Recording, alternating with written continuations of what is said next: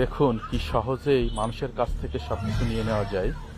এই যে লোকটি দাঁড়িয়ে আছে, দেখেন কত ভদ্র লোক।